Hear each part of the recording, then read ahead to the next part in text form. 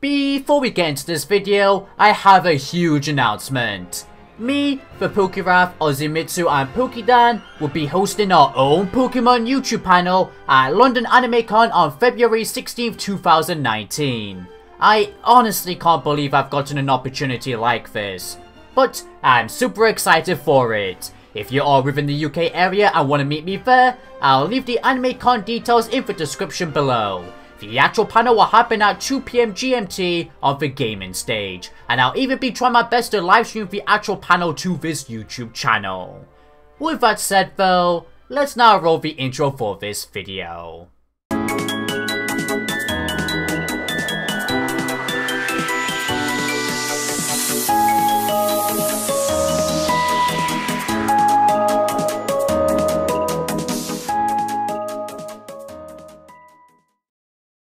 What's going on, guys? I'm Maze, and recently a brand new episode for the Pokemon Sun and Moon anime aired on TV.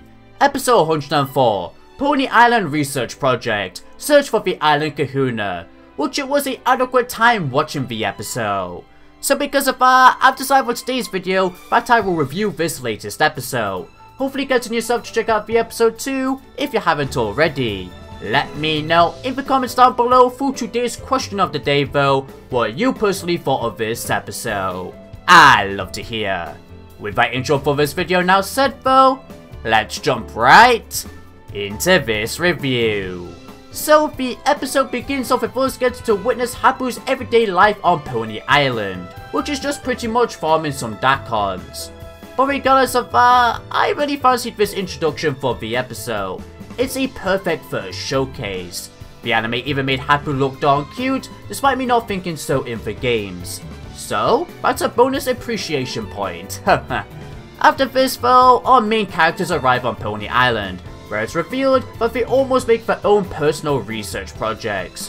Which, I really adore this idea, as it gives us a chance to see more development with our characters' goals, and even showcases us even more how the Pokemon School cares about their students working towards a goal as well, instead of just learning what they need to. This being a special school. I just can't help but like the Pokemon School more and more in the present day. It's actually crazy to think I used to hate the concept. For each of our characters' projects though, Sophocles plans on evolving his Charjabug, which is amazing as of course Charjabug can only evolve in 2 specific areas, which one of them is on this island, so this showcases Kukui good research on how certain Pokemon evolve differently. Lana plans on making Popplio learn some new moves with her idol Ida, which will be fantastic to see her return due to her being a role model. And of course, if you saw my discussion, it's very likely Popplio might actually end up evolving in 2 episodes time. Milo plans on getting some Dakons for special dishes, while Kiori plans on training, which sure the ideas relate to them both, but it's nowhere near as special as Lana's and Sophocles'. And as for Lily, when she got asked, she actually spaced out, and that is because she actually remembered her journey on this island to save her mother, which was a nice callback, but I also believe she's keeping something else from the audience and her friends due to her saddened look as well, which I believe is that she doesn't find her project to be as remarkable as everybody else's. Her project just simply being to observe the Pokemon that live on the island, which could then in return in the next episode turn into a project of trying to obtain a Z-Ring after seeing Ash and Glazio battle using one, as of course she still needs to find one, which could then finally help her find a goal as well due to her not having one at this moment in time. At least I hope that happens. It's like a 50-50 chance for me. Oh yeah, before we move on to Ash though, Lily is cute. That is the first Lily is cute in 2019. Finally for Ash's goal though, of course he planned on taking Poni Island's Grand Trial. However, everybody anxious then informs Ash that Poni Island no longer has a Kahuna due to him stepping down from old age, which then results in us getting these hilarious reactions from Ash and cute chibi reactions from our classmates. But Ash, thinking quickly on his feet, decides he will visit Tapu Fini instead to challenge it to a Grand Trial battle, which makes perfect sense to be honest if there's no Kahuna. Altogether though, as you can hopefully see, I find most of these projects to be stunning. Everybody actually having their own unique role for an island arc this time around, and almost every character actually having an episode for themselves. But still a few more titles are to be revealed, so the remaining Malo could actually get her own episode soon. One thing I find to be quite interesting though, is the fact that Kukui decides to leave his students in the care of Nurse Joy while he returns to Meli Meli Island. Which, thanks to the updated opening, this must be because he's gonna be building the Pokemon League. Ooh, I'm very excited. To add more onto the opening discussion though, I realized after uploading my discussion that Kukui could just simply be having a vision of himself having a battle with Ash instead of it being a transition to the present day, which I thought it was. Either one works, but more or less, it does actually confirm that Kukui is interested to compete in the league himself and sees Ash getting far, which is nice and wholesome. Moving along though, when Kukui leaves, our gang start exploring the island and they find Hapu's Dakon farm, which of course relates to Malo's project. So Ash decides to get a closer look of these vegetables, but Hapu, misunderstanding Ash for a Dakon thief, sends out her Golok to attack Ash, and because Ash couldn't convince Hapu he didn't steal anything due to her persistent personality, he ends up battling Golok with Pikachu, which everything Ash did wasn't nothing too special. But Golok on the other hand yeeted Pikachu to the ground and high horsepowered it into the face, which was incredible, making Pikachu take a massive L. This hopefully showcasing Ash as well how weak his team is to ground type Pokemon. After Hapu flees, our gang rush Pikachu to the Pokemon Center, and they actually learn that Hapu is the granddaughter of the original Anna Kahuna, this explaining her strength. She also got some backstory to how she always hated to lose and trained to make sure she always wins no matter what, which I find this to be a very charming difference compared to her game character. Not gonna lie actually, even though this episode isn't over, I like anime Hapu more than game Hapu. She's just more unique in a way. More on that later though. After Pikachu fully recovers though, our gang decide to split up to focus on their projects, which Ash decides to travel to Tapu Fini's ruins to try and challenge it straight away. But instead, he actually finds Team Skull luring some Oricorios to them using Dakons, and then capturing them. This all being for, quote, the big sis, end quote. Ash, not liking this of course though, decides to engage in a battle.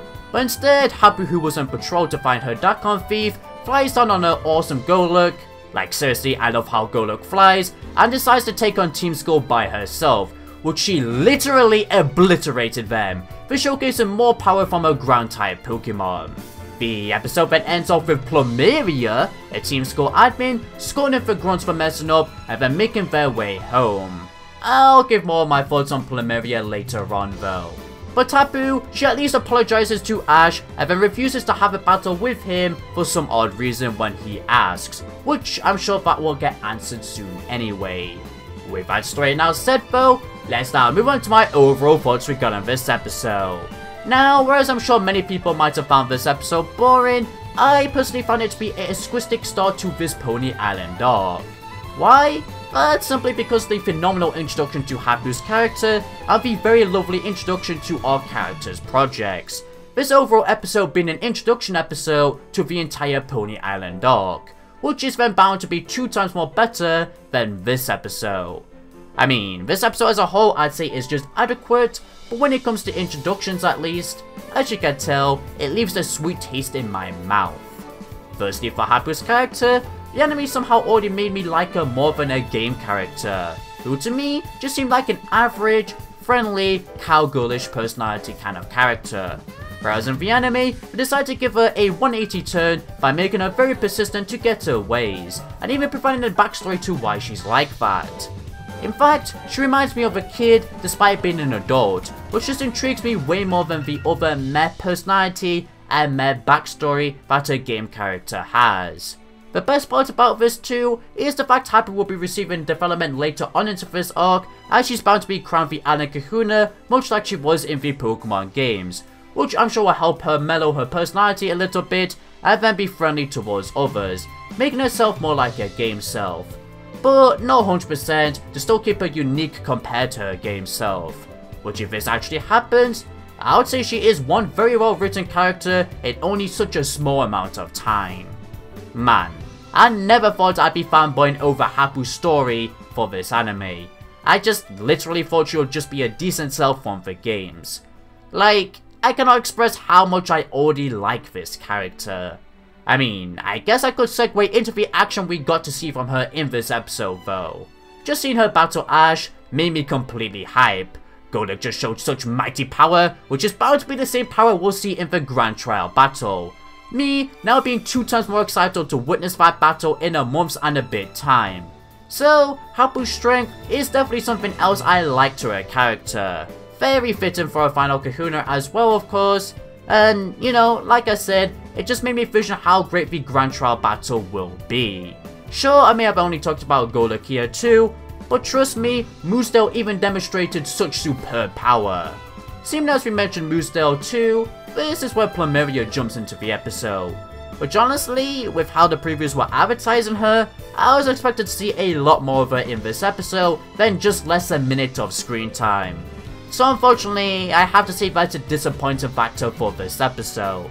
In fact, just Team Skull in general did nothing worthwhile. They just felt like filler in this episode essentially. But then again, when it does come to Plumeria at least, you can clearly tell that the anime wants to at least introduce her now, so they don't have to in another episode she's present in, where she'll have a bigger and better role. So I can't hate that much on this aspect. Although, in my opinion, it would have been way better if they did that anyway, aka introduce her properly in her own episode. I'm also kinda sad how she wasn't involved in the battle, but again, there's another episode for that I guess. Moving along, let's now bring up those research projects once again. Yeah, I just find it very satisfying to see how each character is getting a role for themselves in this arc and developing themselves further as a character. Much like how Hapu made me excited to witness the final Grand Trial battle, even more, the characters just stated their projects makes me even more excited for the upcoming episodes as well. Like, seriously, this episode just introduced everything fantastically. In fact, they even foreshadowed future events. Potown anybody? With that story section for this review now stated though, let's now move on to the animation and music aspects. Firstly for the animation, it looked fluid throughout the whole thing.